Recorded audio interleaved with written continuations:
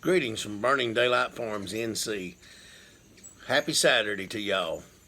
Out here on the front porch listening to and watching the hummingbirds, and had some glorious, wonderful rain off and on today. Was in a little project that I've been working on that my beautiful bride saw on television, how to make an ant moat. I bought these hummingbird feeders yesterday. Don't have a hook on them, and the ants seem to just flat out love them. So what we've come up with, and I'm going to lean over here, is this. And it hangs like this. And the ants come down, you fill this with water. The ants come down, they can't get to your feeder. They will not cross a water moat. So anyway, looks something like that once it's done. Of course, it hangs up. So Julie was telling my mom about it, and she said, why don't you do a video? Well, first of all, I do not own the rights to this. This is something that we saw on YouTube, but I will show you how I did these. First thing, get you a coat hanger like so, cut you a length of wire, and how long should it be? Well, probably about that long right there. So there's your first piece. And get you a 20 ounce or a 16 ounce bottle, works the best. This here is what I did, and I made this one here. And this actually worked better. I've got my stuff scattered everywhere. This was the first prototype, and this was actually like what they were doing on television, or YouTube, excuse me. And I mean, it'll work. It's a little more, you know. This here, I thought, well, why do we want to waste the bottom? So this was kind of my idea here.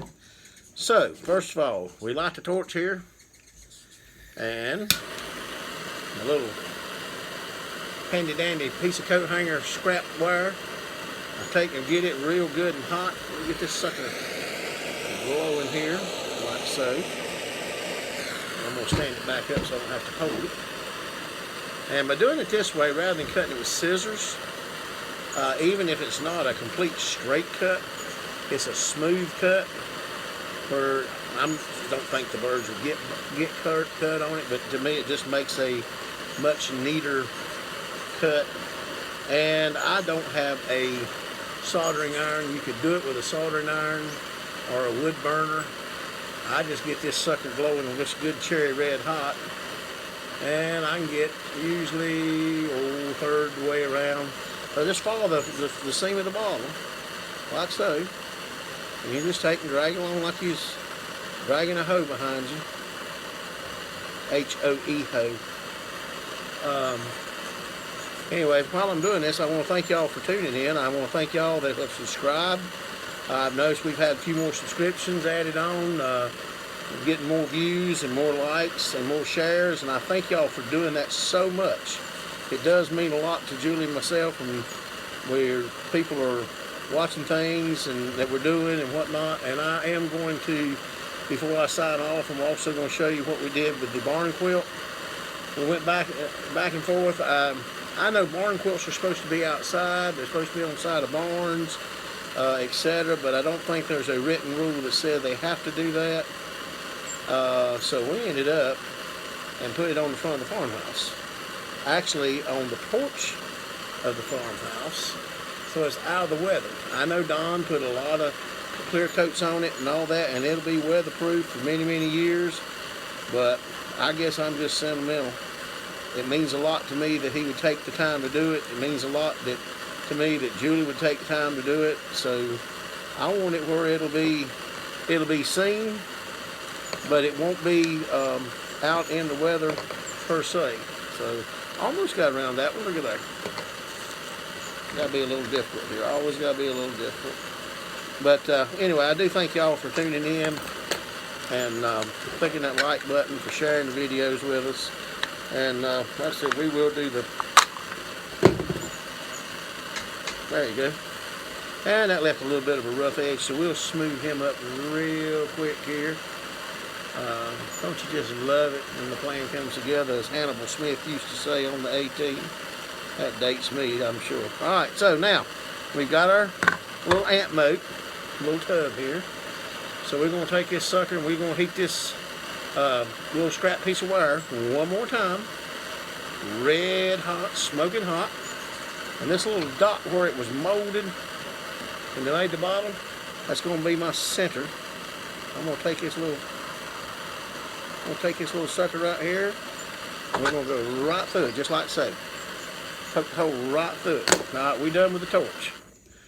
We're done all we're going to do for it. We're going to get it out of the way here, like so. Now, these pliers, a good heavy set of wire pliers. The first ones that I bent, made them like this. I don't know if you can see this. It's a hook like that, and I, turn one way and turn the other. Julie says it's actually easier if I make them like this right here. So we're just going to roll this sucker one time over. We're going to roll it right around. We're going to roll right around the end of these pliers like so. And that's the hook that we got right there. Alright, so now we're going to take this, we're going to run it through our plastic bottle, pour it out the hole, and you want it to be good and tight. You don't want to have to be worrying with it flopping around and everything. And take your pliers, lay them over on the edge of the table, like so. And if it's wanting to not cooperate with you, not stand straight, you can turn around like so, get it straight, and then take your little hot glue gun here and just give her a shot of glue right around the bottom. And I purposely left it out a little extra at the bottom, and I'll show you why here in just a second. Be careful with the glue, don't get burnt. Alright, run it up just a little bit. Now, take and push that down just a little bit, and it will seal up like so. Now just give it a second, do its deal for the glue set. But you see what we've got here?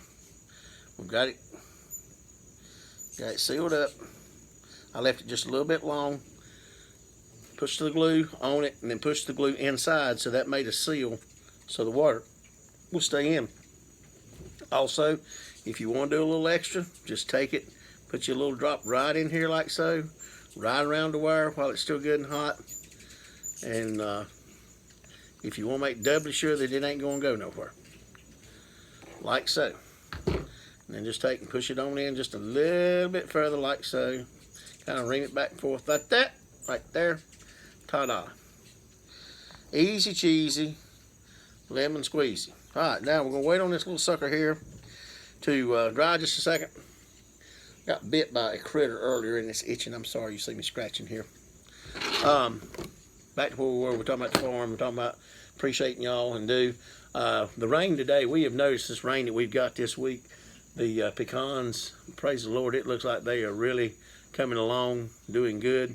Very thankful for that. The grass, we put the 1717 on last 2 weeks ago. I guess it is now. Wasn't last weekend, it's 2 weekends ago. Man, I'll tell you what, it has flat kicked it into high gear. And may have to break this video up. We're already at 8 minutes. So, but I plan to take you around to the side. I'm going to show you the barn quilt, and also want to show you the grass and how it's growing. So either that or with Verizon or AT&T, it'll probably take me 2 years to upload the video, if it'll upload. All right, now, one thing important. When you go to bend your top wire, and like I said, I'm new at this, you got this hook turned this way. This is kind of important. It's not mandatory, but it will make it hang a little straighter if you'll roll the other side 180 degrees right opposite of your other hook, like so. Ta-da! And then if it's a little bit crooked, you can always take and tweak whatever you need to do there, like so. And there you have your crooked Ant Moat, because I did make that one crooked. But there you go. But it will hang straight, and the ants, when they, like I said, they figured out they can climb up the post. We sprayed the ant spray for them, and they still have figured out they can come along. They'll find them a way, and they'll go over to the hooks where these are hanging, and they'll go right down into our bird feeder. But with this right here, we have not seen any, so far, knock on wood, we have not seen any ants that have crossed it. So when you get done, let me put this up here. When you get done, ta-da, that's what you got. And you can look behind me and see where did she go with them. Whoop, right over there. We got one hanging there. And she's got one hanging, I don't know if I can see it or not. I'm gonna get me a camera one of these days, folks, I promise. Anyway, all right, well, from Burning Daylight Farms NC, what I'm gonna do, since we're already at 10 minutes and 35 seconds making the bird feeder, we will break this up into 2 separate videos. Again, I do not own any kind of copyright or anything to this. I don't know that it is copyrighted. We saw this idea on YouTube, and I just tried to improve on it a little bit, put my own spin on it by using the bottom instead of using the lids and adding so many other steps. To me, this is simple, but we're not wasting the bottoms or the tops. We're making them out of both, so we're not wasting really anything. All right, we appreciate y'all again from Burning Daylight Farms NC. Y'all have a blessed evening, and we out of here.